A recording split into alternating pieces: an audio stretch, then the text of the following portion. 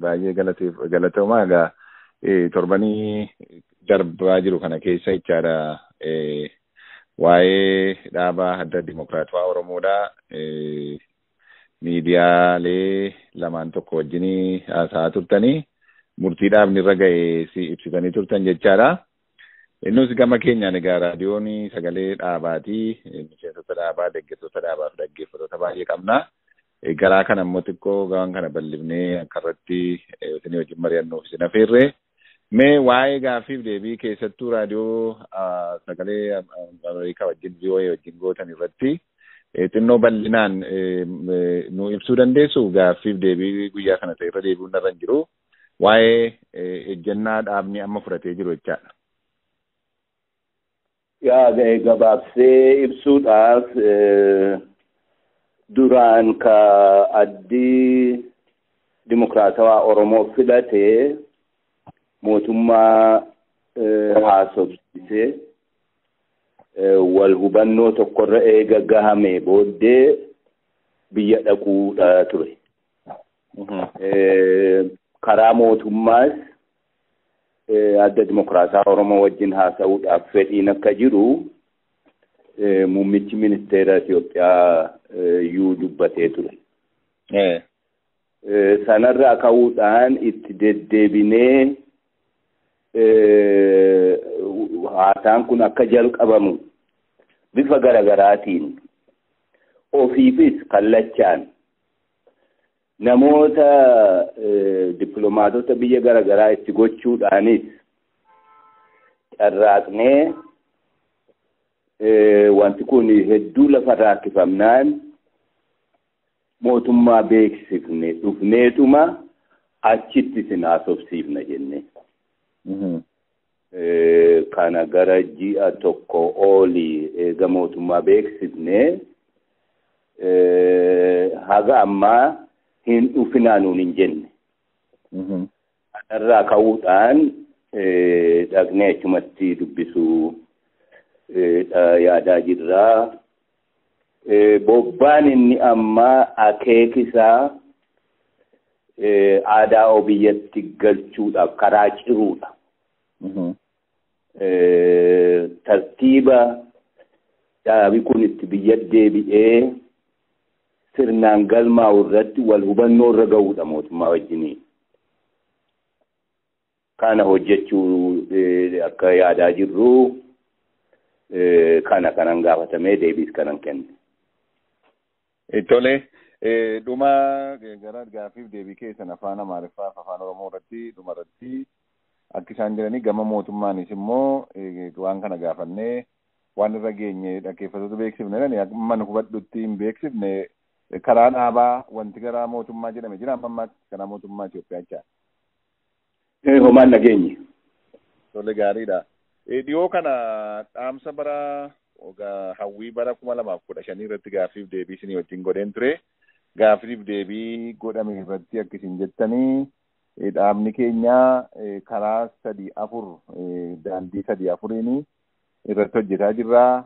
Torban itti aanu jechaa jirra kan jedhu nuu dhaamtanii achumaanis immoo bara 2015 kana keessa harka dhibbaa keessaa dhibba akka biyyaatti galu dubbattanii turtan jechaadha. Gaaffiin kan koo durumaanuu karaan inni isin amma murtee irra keessan kun jechaadha. Filmaata yookaan opshiinota jiranii keessaa tokko ture jechaadha amma akkaataan ammatti isin murtan. Jechuun wanti harka kee jiru jira. Wanti harka kee hin jirre jira. Wanti harka kee jiru irratti murteessita. Waan harka kee keessa hin jirre immoo dhiibbaa goota malee murteessuu hin dandeessu. Maal jechuu kooti nuti ka filannuu mootummaa kana wajjin wal hubannoota irra eega geenye booddee biyya dhaquudha ture. Sun harka keenya waan hin jirreef yoo sun mijachuu dide immoo dhandhee achumatti haasofsiisuun duruma gaafa sagantaa kana murtii kana korrii dabarse waan lafa kaa'anne ture kun.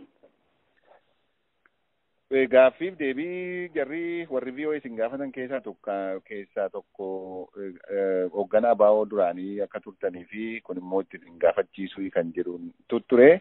isinis gama kanaan shakkii akka hin qabnee fi kuni narra gahaa jettanii akka yaadne ture jechaadha. Gara boodatti yoo isin deebise yeroo adda bilisummaa Oromoo keessattuu bara 1998 booda barcumayyuu baataatanii gorsituu dhaabaa turtanii isinis yeroo tokko dubbataa turtanii akka dubbatamuttis immoo mootummaa Itoophiyaa adda bilisummaa Oromoo gidduuyyuu dubbii haraaraan yookaan nagaadhaan wal wajjin qabsaa'utu deddeemaa ture. Kana keessatti immoo qooda akka qabdanii beekna.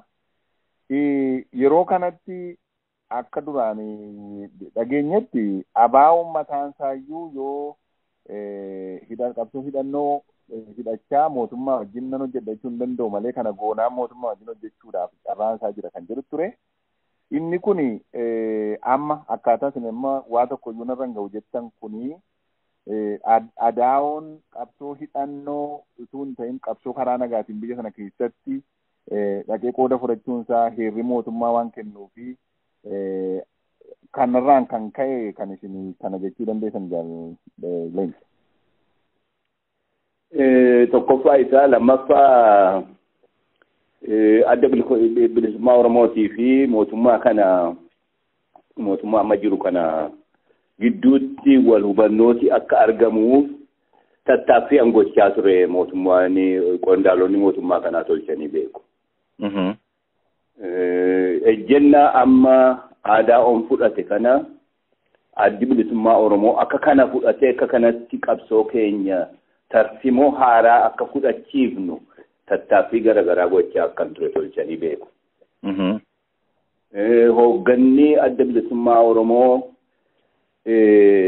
nagaa waa'ee nagaa haasa'uu mootummicha caalaa akka sana godhu adda bilisummaa Oromoo ta'uu qaba.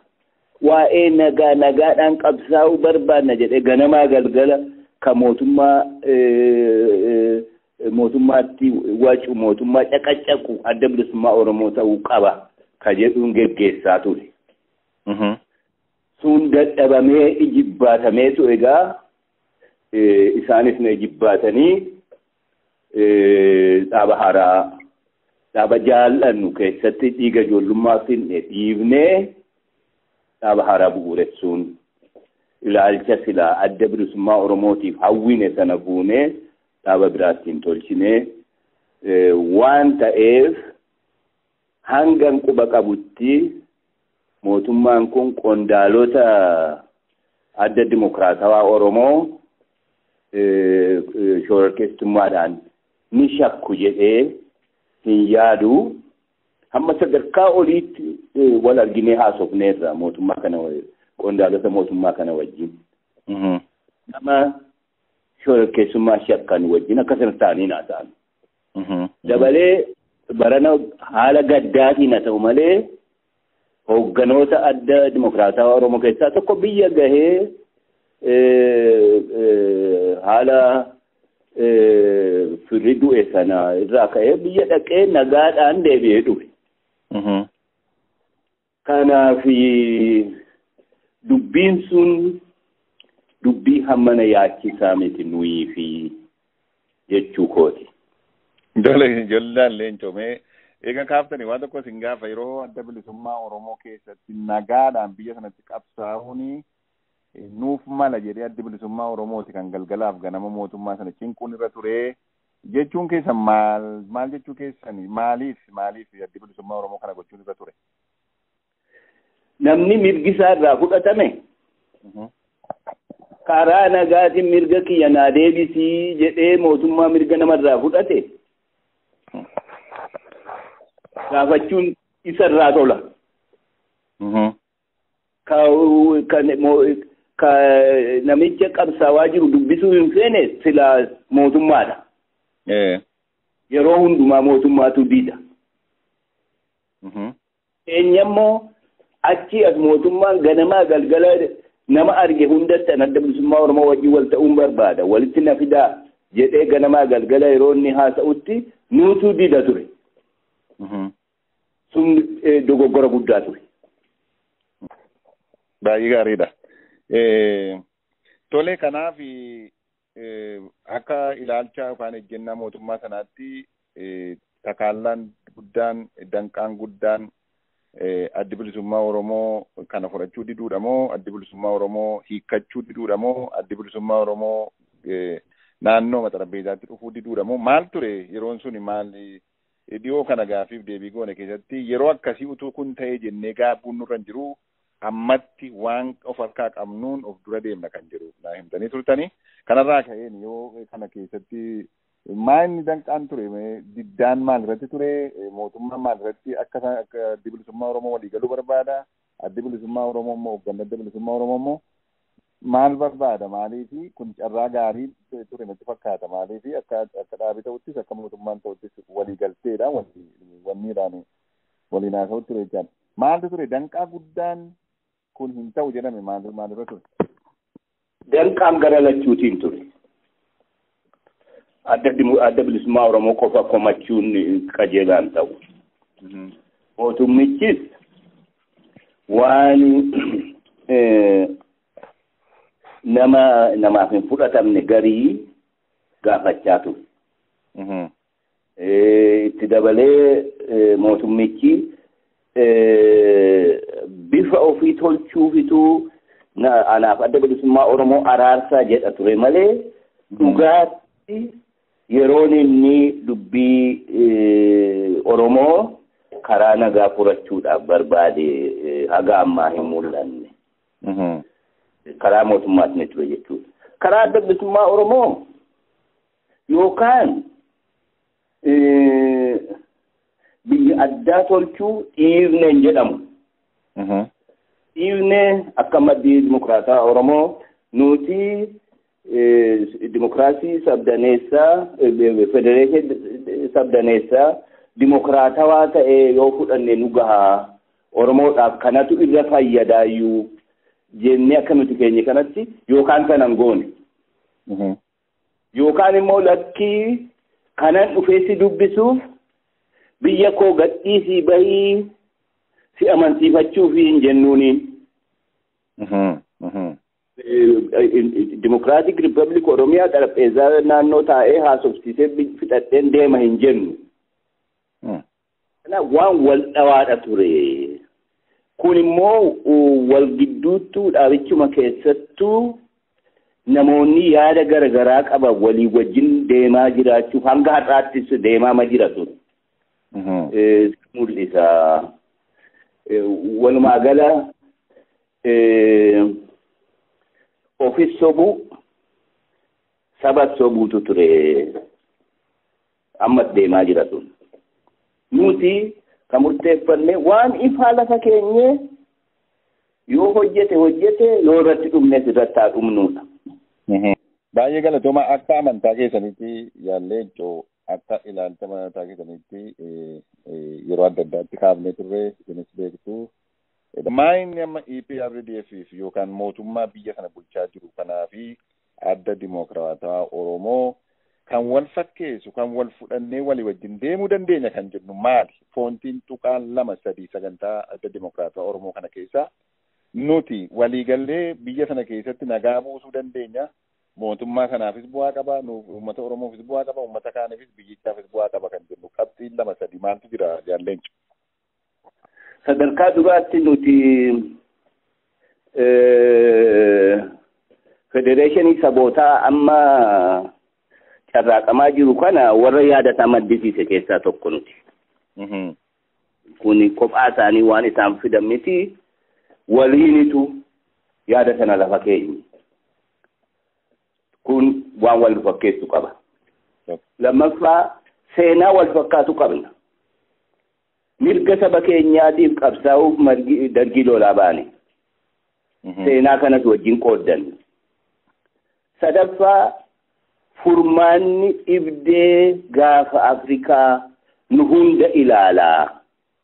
Waanuma Itoophiyaa qofa ilaaluu osoo hin taane naannoo sana guutummaayyuu ija ol fudhannee ilaallee biyyootiin naannoo sanaa dimokiraatawaa ta'uun biyyi dimokiraatawaa ta'e keessatti nagaa qabaata. Biyyi of keessatti nagaa qabu immoo ollaa wajjin nagaa qabaata.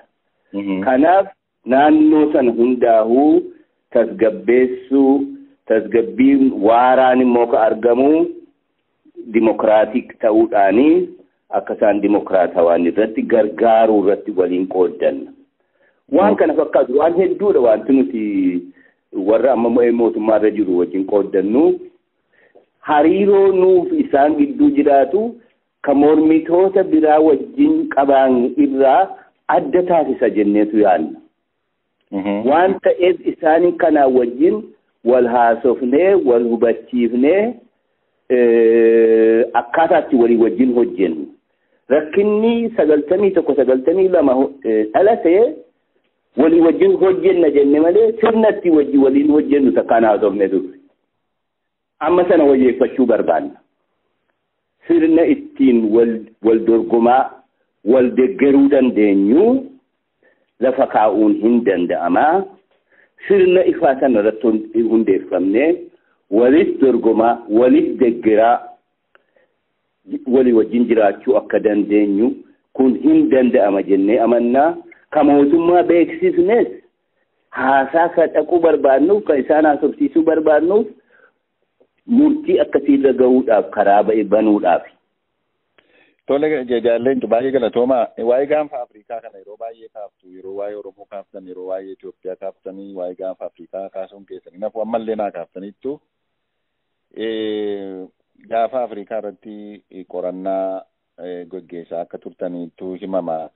Waa'ee kanarra waan nutti himtan qabdu Leenco maaliif naannee dhuguma naannoo sana keessatti waa'een Oromoo yoo ka'u, waa'een Itoophiyaa yoo ka'u, waa'ee gaafa Afrikaa akka kana keessatti qorannaa isin gootan ammam gadi fagoodha, ammam yeroo maalirraa kaatanii qorannaa sana gootan, qorannaa gaafa Afrikaa irratti gochaa turtan irraa amma tokko minuu qoodaa maaliif gara itti deemuun qabaatan sanaa booda Leenco. Gaafa adda bilisummaa Oromoo keessa turre biyya Somaaliyaa, Jibuutii, Sudaan jiraanne warri yeroo sana sochii sana keessa turre waa tokko agarre. Dubbiin Oromoo daangaa Itoophiyaa alattis namoota dantaarraa qabantu jiran. Fakkeenyaaf Somaalonni Oromoon tokko ta'ee socho'uu hin barbaadan turan. Maaliif akeeka isaanii nu jalaa hanqisa jedhanii waan sodaataniif. Itoophiyaa keessatti yeroo deebitu immoo Oromootu waan saboota biraan kaasu malee saboonni hundi waan Oromoo yookaan abdiidhaan eegu yookaan sodaadhaan eegu. Dubbiin Oromoo nan laalu jedhu sabni tokkollee hin jiru biyya Itoophiyaa sana keessa. Oromoo qofatu akka waan hegereen saboota biraa isa ilaalleetti jiraata. Kun jijjiiramuu qabaa ka jedhu jennaan kiyya. Dubbiin saboota biraa akkuma isaan waa'een tarkaanfiin Oromoon fudhatu hegeree keenya irratti dhiibbaa qaba jedhan nutis hegereen isaanii keenya irrattis dhiibbaa akka qabu wal amansiifnee waliin furmaata waaraa haa barbaannu. Eega sana booddee immoo Itoophiyaan handhuura gaafa Afrikaa waan teessuuf biyyoota gaafa Afrikaa kamillee caalaa hunda isaanii wajjin ka daangessu isee waan ta'eef wanti biyyootii sana keessatti ta'u Itoophiyaas waan tuquuf wanti Itoophiyaa tuqu nus waan tuquuf furmaata waliigalaa biyyoota naannoo sanaa hundaafuu argamsiisuu irratti qooda kennuu qabna ka jedhu amanna. Kanan of amansiise qormaatii kiyya bakkinni ittiin naga'e isa kana. Kana diiteeliisaa bal'ifnee irratti ta'uu dandeenya. Dura yaada kanan lafa kaa'ee kitaabatan dura barreesse 99tti ka maxxanfame irratti ture. Isa irratti ture kanan dura yeroo duraatiif ifatti gabbahee federeeshinii sabootaa kana fudhannu Oromoodhaaf faayidaa qaba jedhee an dubbadhee Oromoota baay'ee aarse dubbiin sun. Isa irraa ka'uudhaan Hiree murteeffannaan kuni biyyuma haaraa qofa ijaaruu ta'uudha moo waa hiikaa biraa qabaachuu qaba ka jedhu hiree murteeffannaa waan jedhamu yeroon qoradhu gaafa Afrikaa keessatti hiree murteeffannaa biyyi hin kaafne biyyi keessatti hin akka hin jirre immoo hubadhe. Sudaan keessatti ka'aa ture, Somaaliyaa keessatti, Eritiriyaan hiree murteeffannaatu biyya addaasee godhee. Kanaaf naannoo kana maaliif akkas ta'e akkamitti yeroo laaltuu gaaffileen qabsooleen ka'an kun hundi immoo walirratti dhiibbaa qaban. Kana hunda walumatti bakka tokko waliin qabnee furmaata tokkorra ga'uu qabna. Yoo geenye kan bakka tokkoon furmaata hundaa'uu waliif fidu tokko yoo hojjenne wayya akka jedhu irra gahee dhumarratti gaa kitaabii inni sadaffaan waan nagaa eeguu akkitti amma naannoo sana tasgabbeessuudhaaf carraaqamaa jiru biyya biyyaan dhibdee fuudhanii adda addatti furmaata barbaadaa jiranii isin hin baasu furmaata waliigalaa keessatti yoo barbaanne malee. Kanaaf murteessaan Itoophiyaan federeeshinii sabdaneessaa dimokiraatawaa yoo taate jaallatanuu jibbanuu biyyootiin ollaas waanuma sana fakkaatu hojiirra oolchuuf akka isaan dirqaman ifaadha. Kanarratti hojjechuun dantaa keenya nuuf nu barbaachisa. Kanan yeroo baay'ee irra dabarsee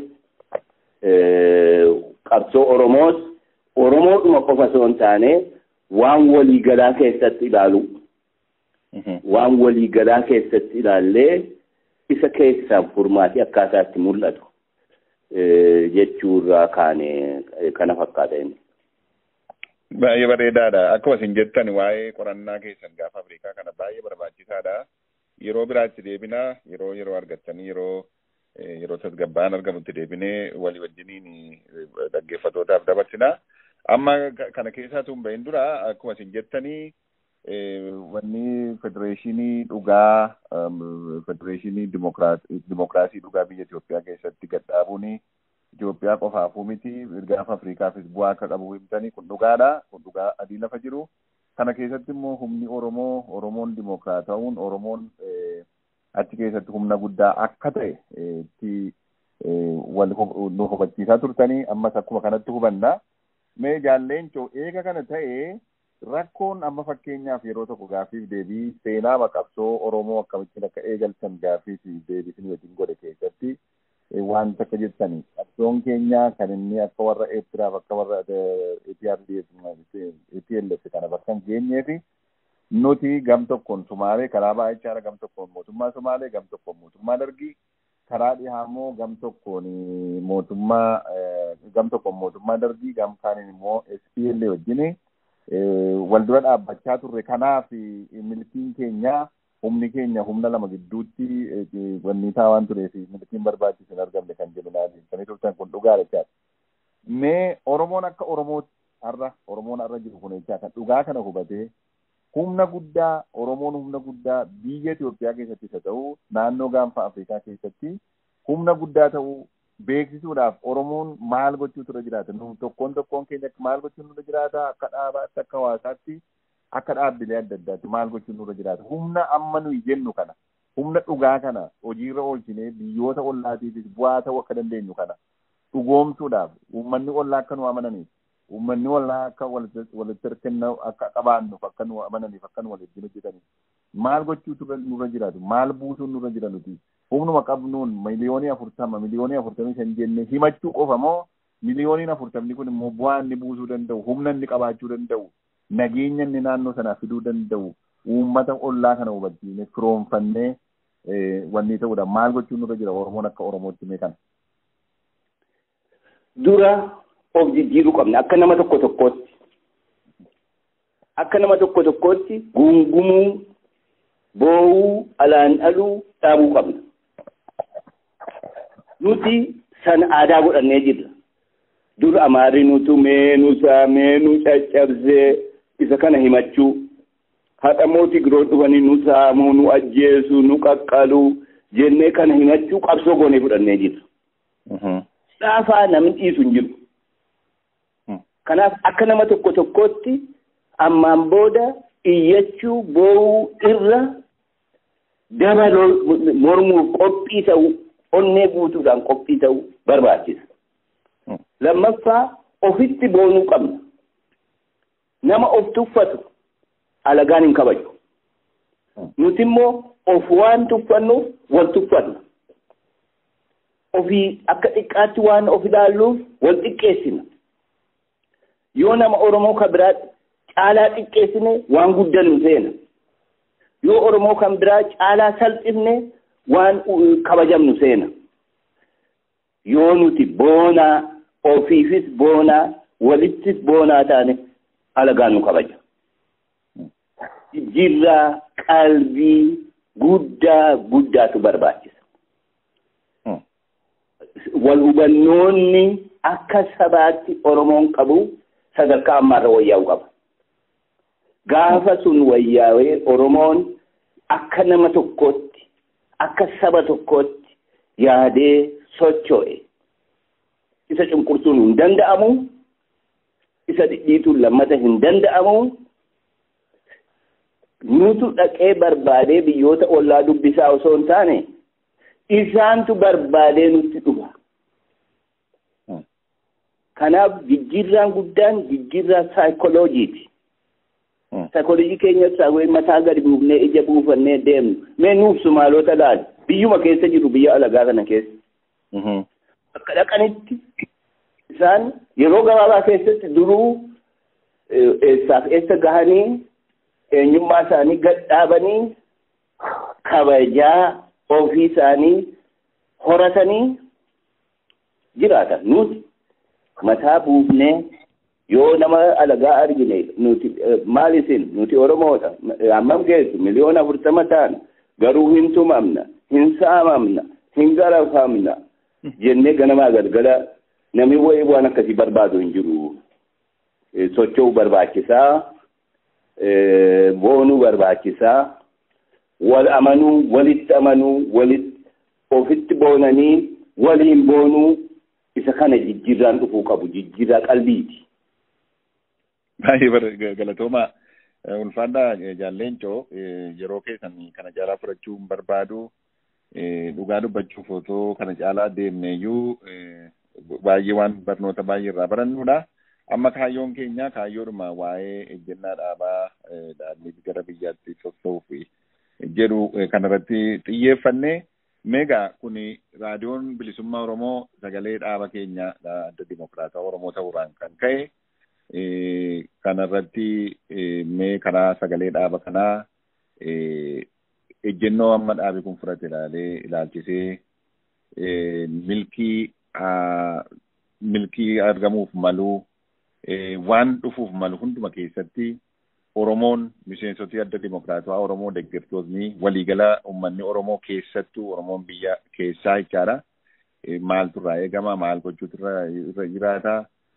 Qabsoon kuni sagantaan siyaasaa kuni sagantaa siyaasaa adda dimokiraataa Oromoo kuni kan yeroo tokkotti bakka ga'u miti kan dhalootatti darbee bakka ga'uu danda'udha. Kanarratti hundooftanii dhaamsi isin qabxiidhaan keessa kaa'uu barbaadda yoo jiraate carraa kanaan isin kanaan jennee isin geggeessu Leenco. Akkuma ati jettee wanti lafa keenye baay'ee ulfaataadha. Waan guddaa yaadeetanii bira ga'uu dadhabee jedha geeraraan. Waan guddaadha yaanne. Waan guddaa immoo yeroo gabaabaatti biran gahan. Akka kanaan duraa jarjaruu nun barbaachisu. Akka yeroo darbee dhaadachuu nun barbaachisu. Obsaan takkaanfachuu barbaachisa. Bitaaf mirga laallachaa qalbii saboota biraallee akka hin tuqnetti akka ofitti hin kakaafnetti socho'uu barbaachisa. Kuni gaafa dargaggummaa keenyaa qabsootti seennee utaallee wacnee maal goone amma qabsoo jaarsaati. Tooftaadhaan hojjechuu qabna. Yeroo fudhachuu qabna. Eega mootummaan Oromoo diigame waaltaa mootummaan Oromoo ni dimokiraatawaa waaltaan sun eega diigame gara waggaa 200 ta'eera. Eega bulchiinsa alagaa jalatti kufne immoo waggaa 100 ol taaneera. Oromoon wal bulchuu irratti muuxannoonsaa eega badee tureera. Kana deebinee ijaaruu qabna. Lammaffaa qabsoo kana immoo qabsoo politikaa qofa goonee ilaaluu qabnu. Qabsoo karaa qabeenya horachuu. Oromoon amma wanti inni hin qabne dureessa hin qabu. Biyya Oromiyaa sana irratti kan dhufee duroomee invest godhee jiraatu nama bakka biraatii dhufe. Keessa hin jiru sana wayyeeffachuu qabna. Barnoota irratti wayyeeffachuu qabna. Jaarmayaa bifa garaagaraa ka gaara maalii jennee tolchinee bifa biraatiin ka dargaggootaa jennee ka qotee bultootaa jennee ka tiffattee jennee jaarmayoota bifa garaagaraa baay'ee ijaaruu qabna. Isa kana irratti hundeeffameeti Oromoon yoo wal bulche akka murna garaagaraatti yoo wal bulche akka sabaattis of bulcha. Maal jechuu kooti barsiisonni Oromoo akka barsiisotaatti ijaaramanii yoo walii wajjin dhaabbatan muuxannoo achi keessaa horaniin deemanii Oromiyaa bulchuu danda'u. Hakiimonni akka hakiimaatti yoo ijaaramanii dantaa walirratti walii wajjin dhaabbatanii wal hoogganan gaafa kaan Oromiyaas hoogganuu danda'u. Kanaaf yeroo fudhachuu qabna, obsaan itti deemuu qabna. Badii dogoggora kanaan dura goone irraa barannee tartiibaan obsaan tarkaanfii tokkorraa lamatti sadiitti akkasitti kan deemsisutti deemuu isa kanatu barbaachisaadha. Kan Muhammatti kana mul'atu. Baay'ee galatooma Lencho Lataa pirezidaantii adda dimokiraatawaa Oromoo yeroo keessaniif hedduu galatooma nagaan jiraadha. Nagaan galatoomii Aziz.